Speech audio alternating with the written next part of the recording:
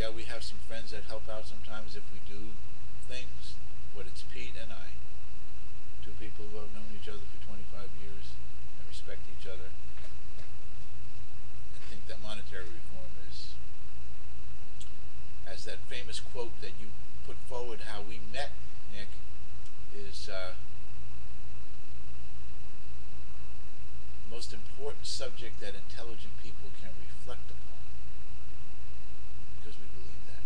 Okay? And we may be wrong.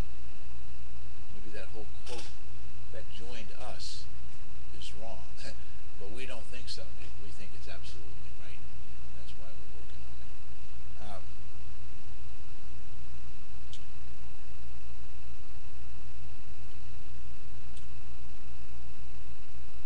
When you present the creation of money as the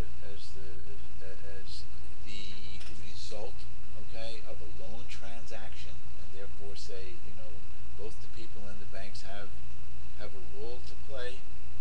Why is that? Why is it that money is created then instead of being lent out, Nick? Can I borrow $5, Nick? Do you have $5 to lend me, Nick?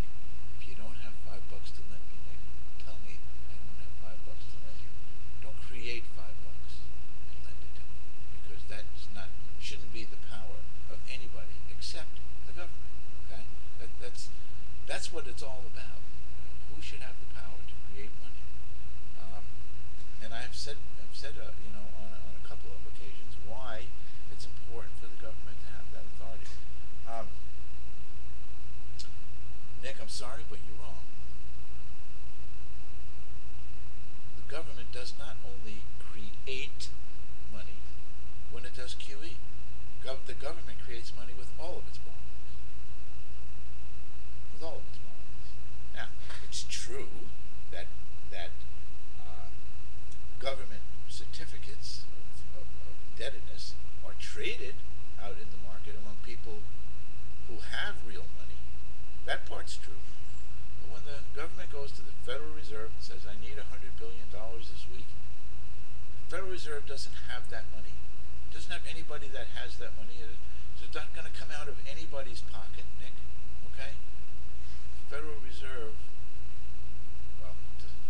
let's say it writes a check, but it does a little computer entry, and that money gets created and goes into the deposit into the Treasury's accounts within the Federal Reserve banks.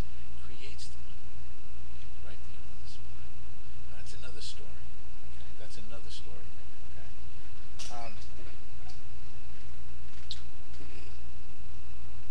Okay.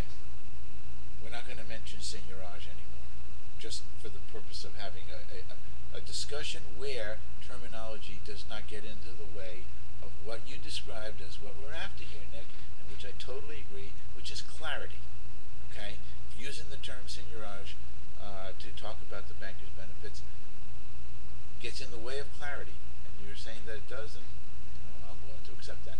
We won't talk about the seignorage benefit anymore. That's it. It's done. We're just going to talk about the benefits of creating money.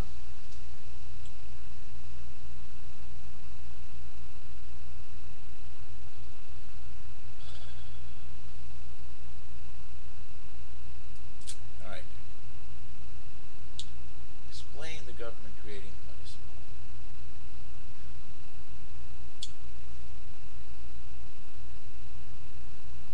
If you understand, okay, the fact that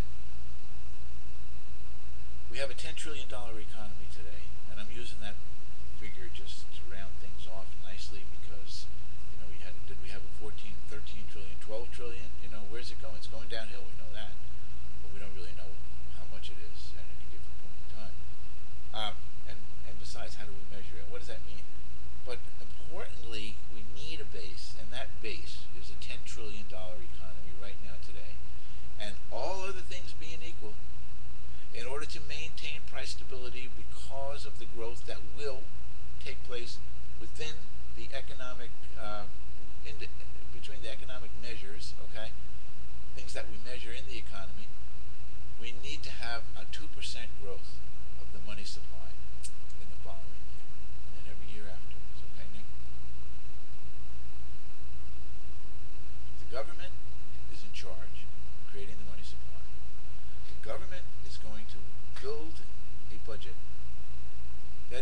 essentially $200 billion short. Okay, $200 billion short of its revenues based on its expenses, and it's going to spend that $200 billion into existence. Nick, we have tried to lay all this out at economicstability.org. I mean, I have become one of the people who kind of jumps up in the morning and says, "I hope Nick has not gone on vacation because he's so good at putting out a video that means something to people every day, or two, or three, or four." But the fact of the matter is that we have on our website tried to explain this, okay, and we've pointed out to Milton Friedman's paper and book, Framework for Monetary Stability. You read that book of Milton Friedman's. It lays it all out in there, exactly how. Okay, I tried to give you the mechanism. That's the mechanism right there that Friedman supports, as did all of the economists that put forward the Chicago Plan for Monetary Reform.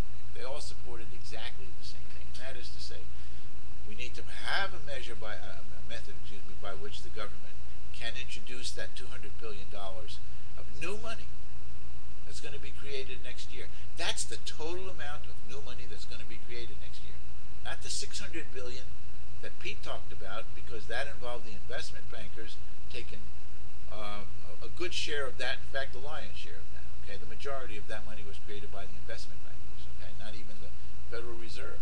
Okay, not even the Federal Reserve banks, not even the commercial banks that are under Federal Reserve regulation. $200 billion needs to be created next year. We have the money supply is X. Next year it needs to be X plus $200 billion. The federal government adopts a budget as a monetary authority that's going to carry out, the mechanism by which the money comes into existence. That is to say, determines, what that money's going to be. The federal government is going to spend its budget. It's going to take in all the tax money, and it's going to be short $200 billion, but it's going to pay that $200 billion into existence. Now, that may sound like it's inflationary. Some people say, "Oh, all you're doing is blowing up the money supply." No. We've identified a need, an economic need that will be met by the money for the money system, and we're meeting that need. That's what the government's role is supposed to do. That's what Milton Friedman says. That's what I say. That's what my dad said. That's what Abraham Lincoln said. And that's what Robert Hemphill said. Okay. How? They pay it into existence. They pay my Social Security. Okay. They pay the contractor who's building the bridge that you talked about. Okay. And we pay for that bridge once. We pay for that bridge once. We pay for the school that's going to get built by the state of Vermont once. We only pay for that school once, Nick. We don't pay twice for more time for it, because the private bankers create the money and get that benefit. And if you don't want to call that benefit seignorage, you can call it anything you want. But it's the privilege of creating the money system, the money in the money system. That's what we want to do. What's the difference now, you ask, when you go in and apply for a loan? There's no difference to you, because you're going into a bank and you're saying to the bank, "Can I borrow $10,000? You know what the bank's going to say? "If I've got $10,000, you can borrow it," like you would say to me. Okay? The bank's not going to create, through double entry bookkeeping, two obligations and increase the money supply by the $10,000 right there on the spot. Nick, that won't take place. Okay? What will take place is the banks. That's what we mean when we say the banks will lend real money, and only lend real money into existence. I'm going to take a shot at that, Nick. I'm hoping that, and I thank you for letting me hope that each of these will provide more clarity. Yes, they will always add more questions, but also provide more